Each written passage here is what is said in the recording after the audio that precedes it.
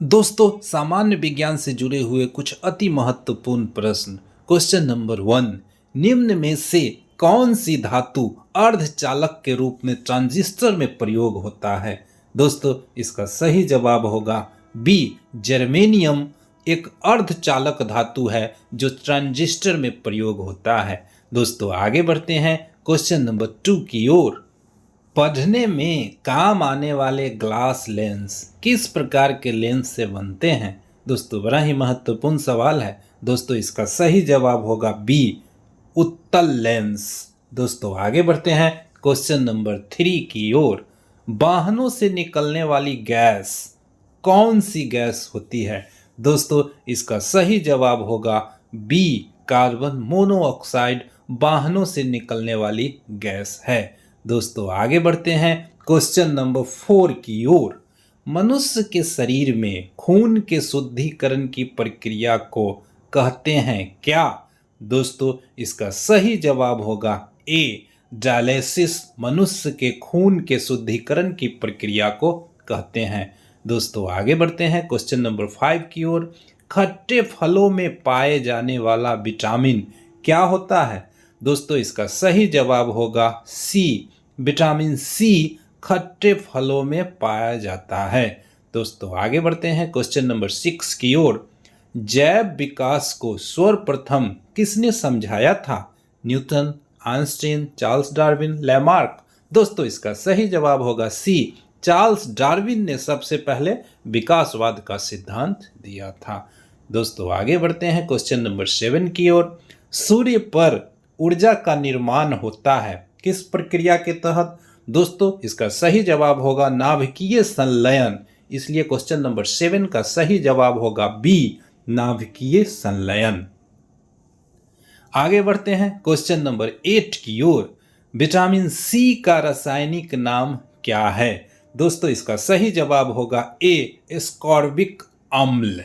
Question number 9, हवा में जिस गैस की मात्रा सबसे अधिक होती है वह कौन सी गैस है? दोस्तों, वह कौन सी गैस है जो हवा में सबसे अधिक मात्रा है? दोस्तों, इसका सही जवाब होगा डी, नाइट्रोजन हवा में सबसे अधिक है।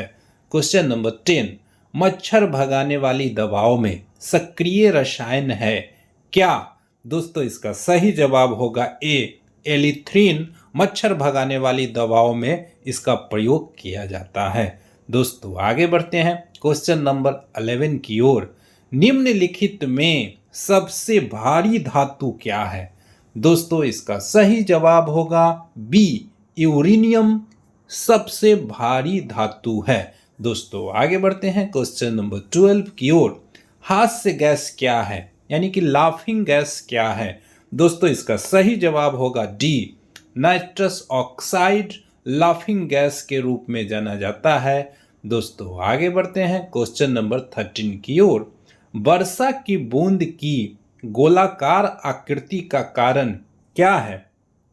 दोस्तों, इसका सही जवाब होगा बी, पृष्ठ तनाव के कारण वर्षा की बूंदें गोलाकार हो जाती है।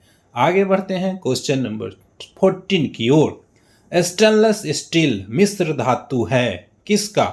दोस्तों, इसका सही जवाब होगा सी, लोहे और क्रोमियम को मिलाकर स्टेनलेस स्टील बनाया जाता है। क्वेश्चन नंबर 15, शुष्क बर्फ कहलाता है। दोस्तों, इसका सही जवाब होगा ए, ठोस कार्बन डाइऑक्साइड शुष्क बर्फ कहलाता है। दोस्तों, आगे बढ़ते हैं क्वेश्चन नंबर 16 की ओर। निम्नलिखित फसलों में से किसमें सबसे अधिक प्रकाश संश्लेषण सक्रियता होती है? दोस्तों, इसका सही जवाब होगा बी, गन्ना में प्रकाश संश्लेषण की सक्रियता सबसे अधिक होती है।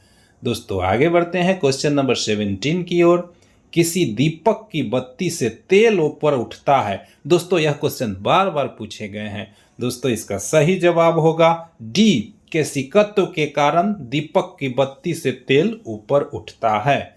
दोस्तों, क्वेश्चन नंबर 18, क्लोरोफिल में निम्नलिखित में से क्या पाया जाता है?